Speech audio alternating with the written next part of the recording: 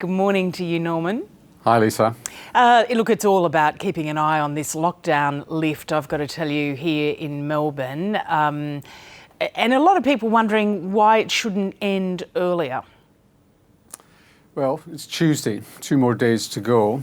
There are a couple of still worrying ends to tie down. One is the Maidstone aged care cluster.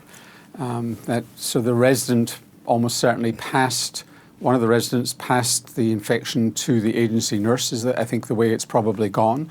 That may well have happened round about the 31st of May. It looks as if there's been worker-to-worker spread, and they've just got to be sure there's no ongoing transmission from the agency nurse onwards. I think there are also still issues around possible interchange between workers in the tea room, etc., and maybe donning and doffing PPE. So I think that's not fully tied down yet. Hopefully it will be as time goes on. And remember, these are Commonwealth facilities, not state-based. So there obviously is continuing tension there to sort that out. The Delta outbreak, the West Melbourne one, seems to be coming under control. At least they're tying that down, and no surprises there. They don't need, my view is, for what does it matter what I think, but you don't need donut days to lift the restrictions. This is the point. Yeah, sorry, I just want to jump in, Norman, because you're saying there are areas of concern, but the thing is, people are saying, does that necessarily then mean there has to be citywide and statewide lockdowns? I would have thought not after Thursday, because they do seem to be pinning everything down and know where everything is. So you just need no surprises before Thursday. Remember, this outbreak is now not far off the Northern Beaches outbreak.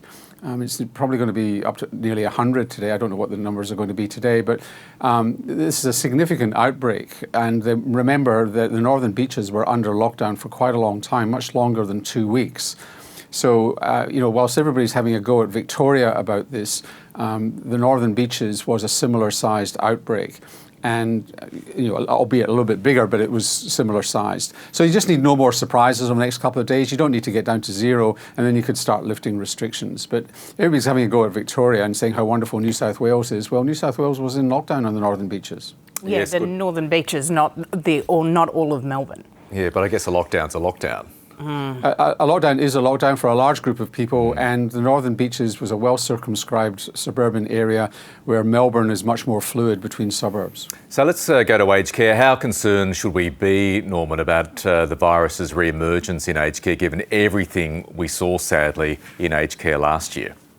Well, it's a worry, and they've just got to be sure that it hasn't. There's no further leakage. This agency nurse situation with the resident to the nurses is a worry, and making sure there's no ongoing transmission. But hopefully that's pinned down over the next day or two with the contact tracing. The contact tracing is really good. The interesting thing here is that the resident had the second dose of the vaccine. I think it was Pfizer.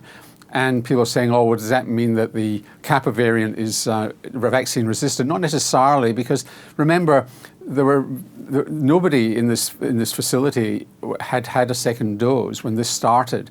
So the second doses are recent and not enough time to develop immunity, so it's too early to make that judgment. But the 3 residents are well, as far as I'm aware, and asymptomatic, which suggests that the first dose is giving them pretty good coverage.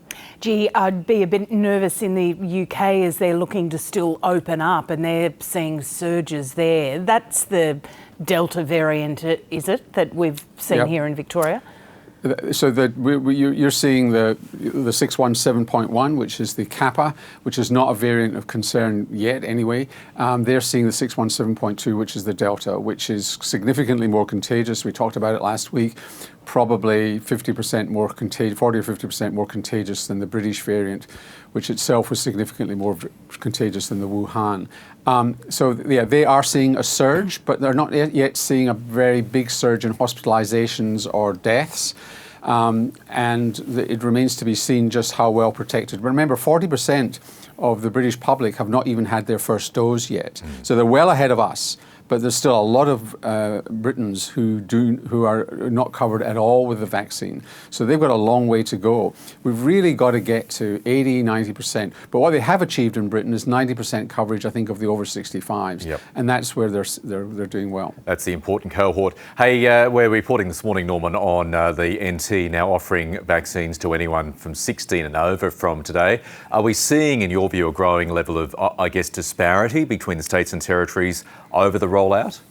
Yes, is the short answer to that question.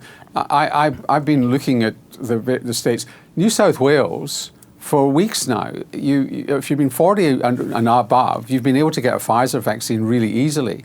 Most healthcare workers have been getting Pfizer, and not only healthcare workers, their families. Now, that's not a criticism. That's actually the way it should be. Quickly covered with Pfizer, and we've spoken about this before. Then you get the next layer back, who are the household contacts of those people. And that's not been in other states. They've been really rigid about how they've been handling it out. Has New South Wales got more Pfizer than other states, or are they just more relaxed about how they're giving it out? You hear of people who are over 50 getting Pfizer, and it's not too hard. So I'm not quite sure how that's happening in New South Wales and not elsewhere. So it's not a criticism of New South Wales, it's just what is the difference between the states? Too much variation in my view. Norman Swan, thanks for joining us this morning. Always a pleasure.